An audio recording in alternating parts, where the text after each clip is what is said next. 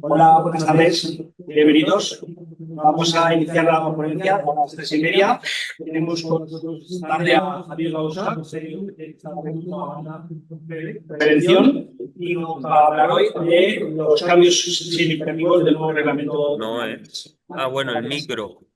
Gracias, José. Gracias a Femeval por invitarnos a compartir esta jornada con vosotros, ya integrados dentro del Avanza, grupo de prevención de riesgos laborales funcional de España y de salud.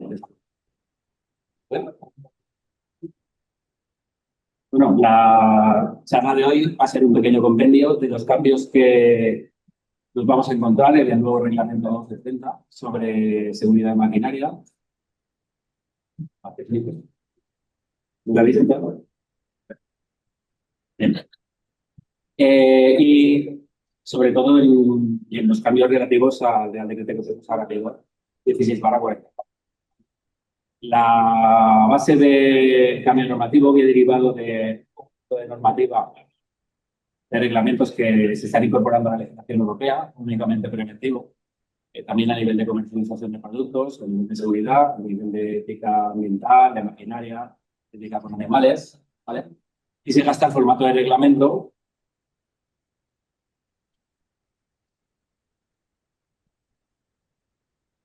Se gasta el formato de reglamento porque no necesita, ¿vale?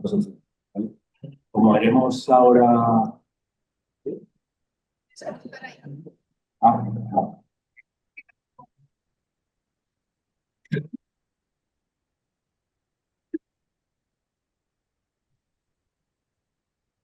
Como vemos en la transparencia, tenemos directivas desde el año 92 hasta el año 93, que las hemos traspuesto en los reales decretos 1435, 57/95, o la última 42/2006, que es la que hemos estado trabajando todos, traspuesta en el Real Decreto 1644 del 2008, ¿vale? Que como veis hay un desfase diferencial entre la publicación de la propia directiva y la transposición a. Además, la propia transposición nos da unos márgenes de un año y es un proceso que al final se acaba alargando demasiado. Con el reglamento lo que se consigue es que la transposición sea directa en todos los países de la Unión Europea y evitar las discrepancias y problemáticas que nos hemos estado encontrando con algunas de las aplicaciones del 42/2006, sobre todo en el 16/44.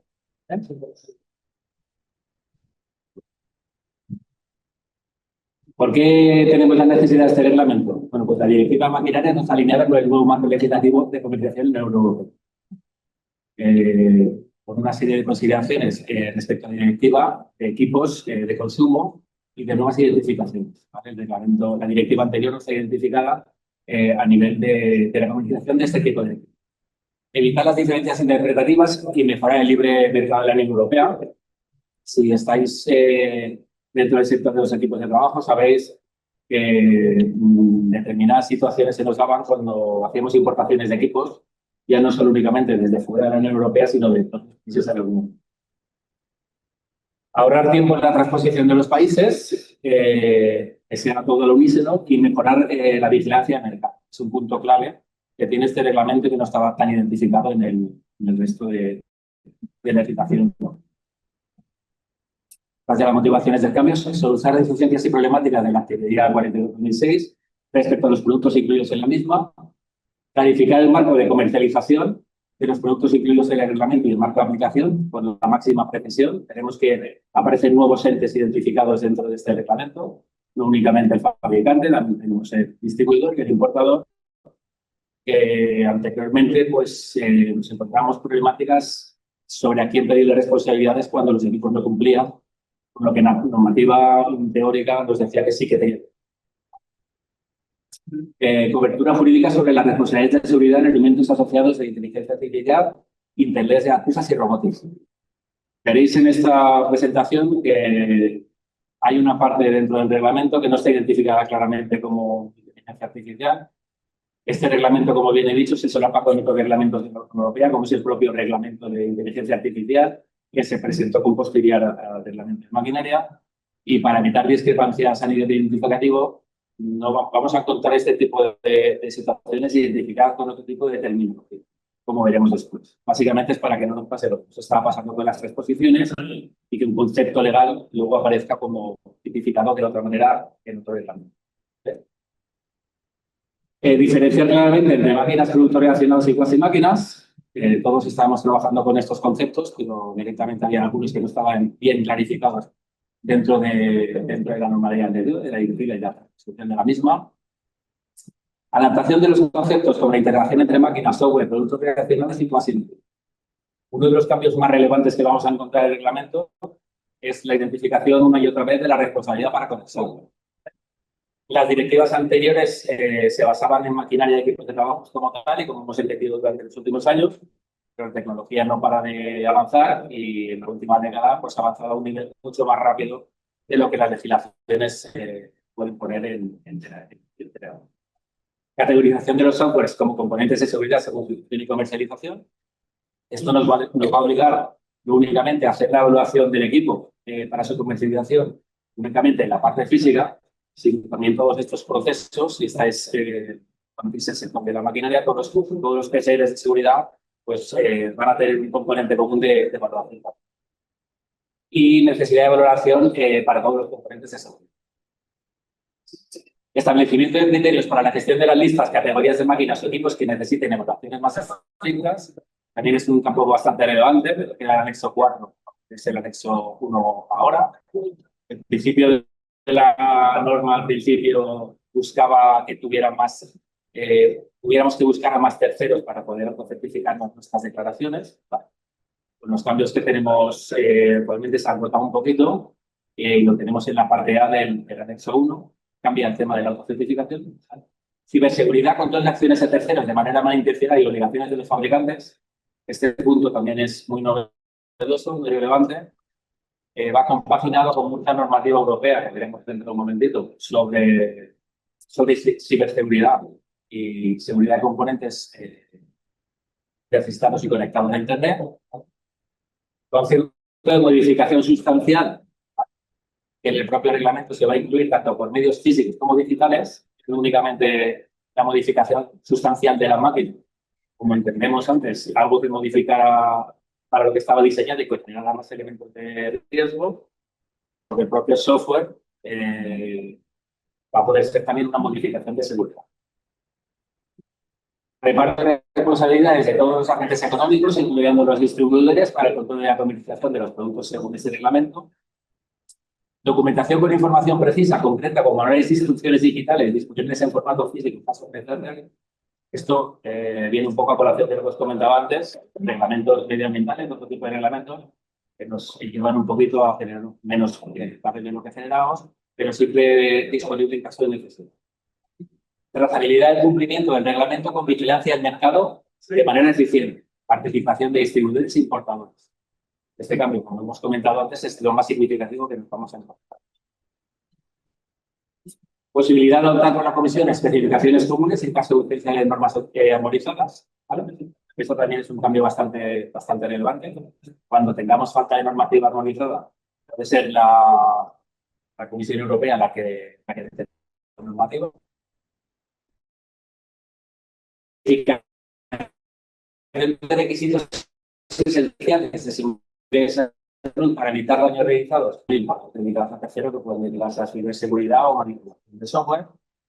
Establecimiento de requisitos de obligado cumplimiento para la evaluación de conformidad y de las autoridades notificantes y el resto de los organismos que participen en la evaluación.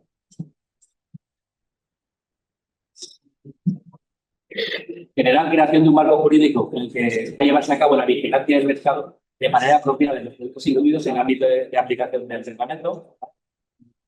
Os dais cuenta que lo de vigilancia del mercado es muy relevante porque tenemos muchos entes comunes de importación, porque la Unión Europea va a una negociación a nivel legislativo, pero el resto de la actividad industrial y técnica va a otra velocidad. ¿Vale? Si tenemos los agentes asiáticos, que la velocidad de producción que han tenido es muchísimo más acelerada de la que tenemos en la Unión Europea, y esa incorporación la estamos teniendo en nuestro propio mercado. Si la vigilancia de mercado con la normativa en la mano no es correcta, pues cuando vayamos a llegar a este tipo de situaciones llegaremos un poquito más. Mejora de los mecanismos de salvaguarda que permitan actuar en fases tempranas, por lo que vamos ahora. Se publicó el 19 de julio del 2023 y de aplicación el 20 de enero de 2017. Y hay una parte del reglamento que está en vigor, buscamos un articulado que ya está en vigor, pero el movimiento final de todo será el 20 de enero. A partir del 20 de enero realmente lo que haremos es derogar la legislación que está la...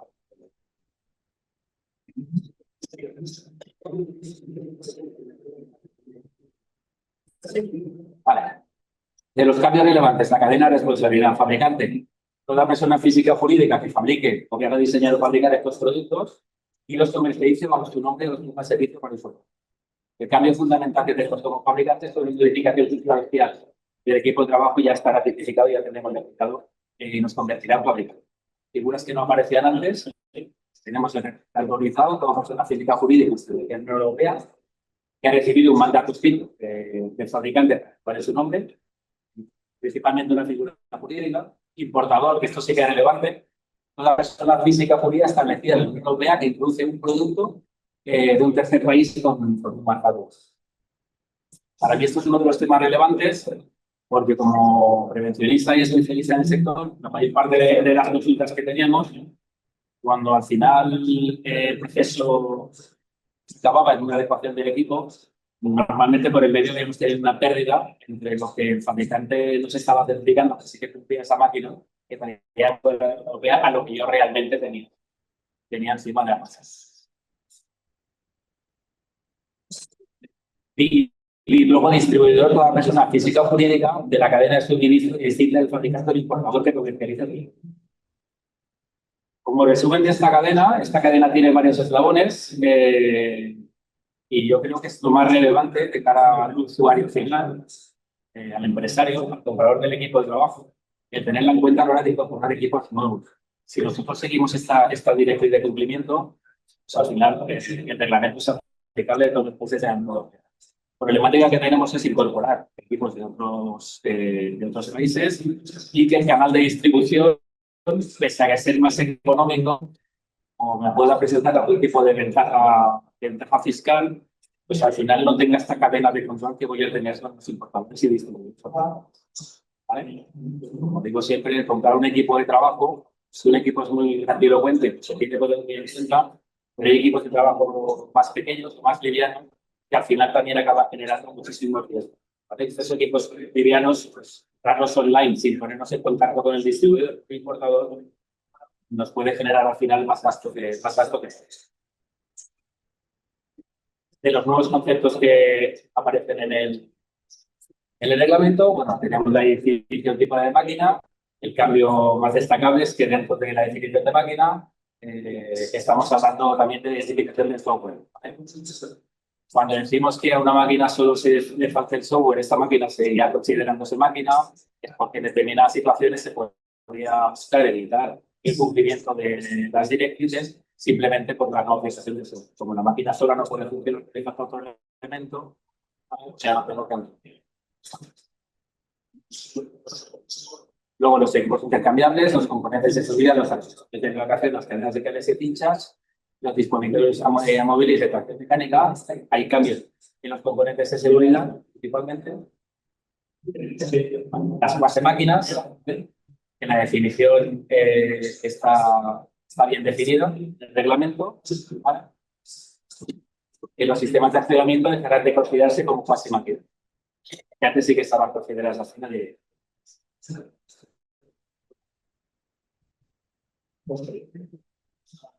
Vale. La declaración pasa a llamarse declaración V de conformidad. ¿Vale? Como hemos comentado anteriormente, necesitaríamos de un manual de instrucciones digital. Si lo necesitáramos, también lo tendrían en papel, en cualquiera de los idiomas que se necesite para nuestro equipo de trabajo. Posibilidad de prueba de elementos de seguridad. El anterior expediente técnico ahora se denomina documentación técnica. Necesitaremos una certificación de ciberseguridad. ¿Vale? Y 6 meses antes de la entrega del vigor del reglamento, pues se comenzarán a publicar las normativas actualizadas para la aplicación del mismo. Recuerdo que el reglamento está publicado, que lo normativa y el siguiente se aplica. Como modificación sustancial, pues no teníamos esta identificación como tal y hay una carga legal, ¿vale? Desde cuando un riesgo aparece tras su modificación, que los sistemas de seguridad previos no lo cubren, son suficientes recuadros simples. Si debemos de modificar el sistema de mando, si se produce y si se pone en riesgo la estabilidad resistencia del equipo. Esto también es una novedad. Si la modificación sustancial es únicamente a nivel de carga, si ese nivel de carga genera algún riesgo inclusive en el equipo de trabajo, pues también se considera una modificación sustancial del equipo de trabajo.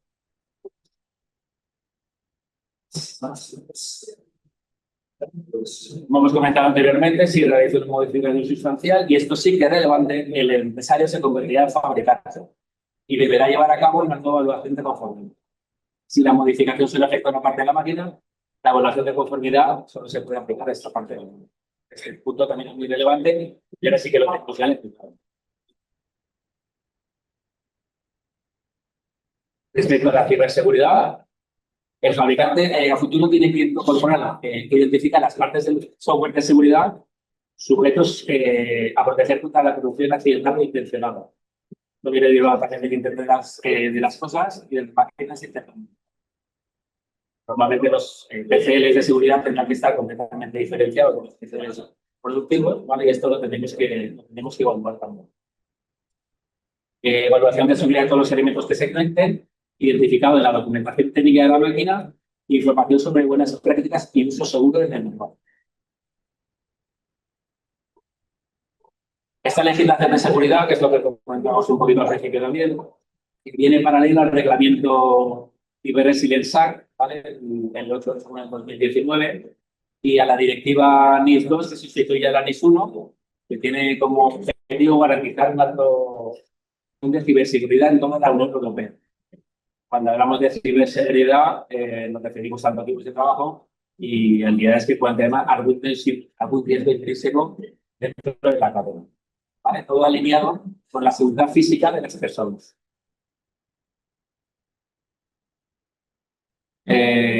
Otro campo de la ciberseguridad también aparecen las máquinas autónomas y máquinas evolutivas, ¿vale? Que es un concepto nuevo.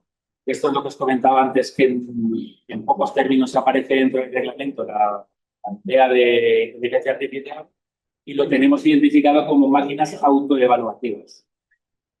Capacidad de aprender, de identificar patrones, de resolución problemáticas y de tomar decisiones.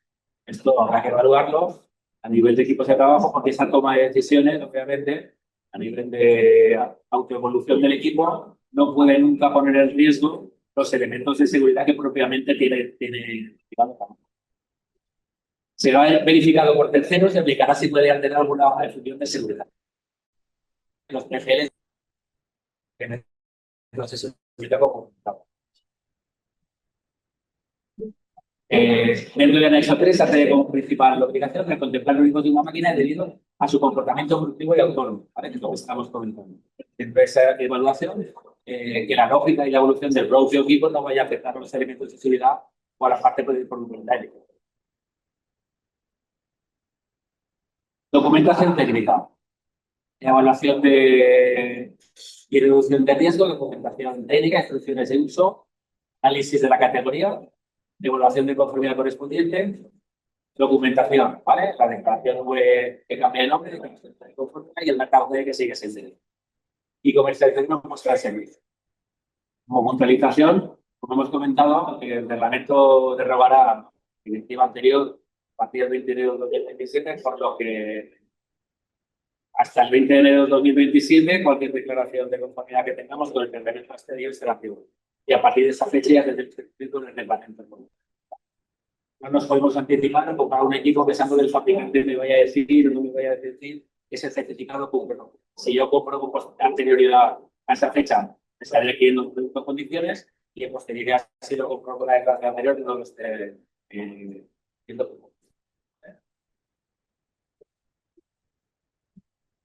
Y luego los productos de alto riesgo, cambia sustancialmente la anexo 4 de la directiva, porque el anexo 1 del nuevo reglamento. En la parte de las máquinas identificadas se debe de certificar por un tercero y en la parte B se permitirá el procedimiento de control interno de opción.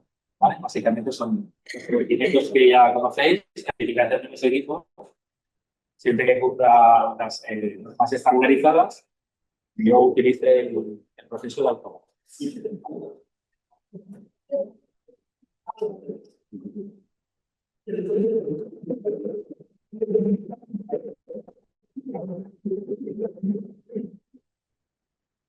Dime.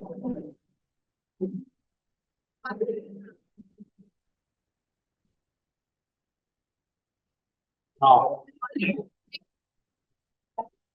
Hola, no, quería saber si solo afecta al que fabrica y comercializa o las empresas privadas que habitualmente nos convertimos en fabricantes, No cambia exactamente la idea inicial de las directrices, no cambia. ¿Vale? Este tipo de directrices y reglamentos sobre maquinaria van en dos líneas de aplicación. La primera línea, como bien comentas, es la línea de los fabricantes y comercializadores, la línea del que fabrica el equipo, y la segunda línea de actuación va al usuario final, que son las empresas y los trabajadores. ¿Vale? Si van a haber modificaciones por el mero hecho de aparecer conceptos nuevos, como hemos comentado, de ciberseguridad, modificación del software, ¿vale? Pues obviamente, de la empresa usuaria final es afectábamos un poco de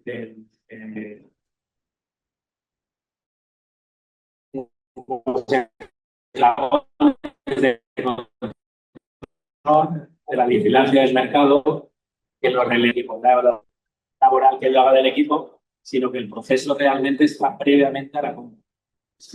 Tiene que cumplir las normativas. Gracias. Y quería hacerte otra pregunta. Con esto, has dicho que a la hora de la declaración de conformidad será más fácil. Será más fácil el control del mercado. Sí, en principio se hace todo para agilizarlo. ¿Cómo acabará el mercado? Pues obviamente. Ya sabéis que este tipo de legislación se vuelca. Tuvimos problemáticas con la directiva anterior, desde casi el propio momento que salió hasta que la reparamos. Quiere decir que sí, en principio es lo que se busca. Si te das cuenta, vamos en paralelo, muchas normativas a nivel europeo que tenemos que cumplir también a nivel empresarial, como la de seguridad, como la de NION, para evitar que esos procesos se hagan más complejos, se dilaten mucho menos el tiempo. No sé si te conozco. Gracias.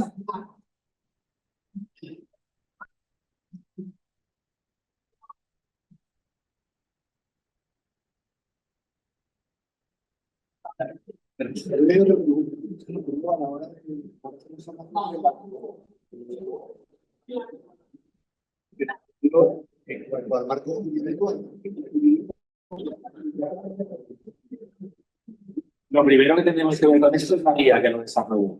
En un primer momento, el reglamento es obligado cumplimiento tal cual en todos los países. Que se van a desarrollar y se van a modificar. Si ves el 12.15, lo que tenemos identificado el 12.15 son temas muy básicos con normas estandarizadas que tienen ya mucho tipo de licencia. Cuando se vayan estandarizando esas normas, obviamente es lógico pensar que evolucionará.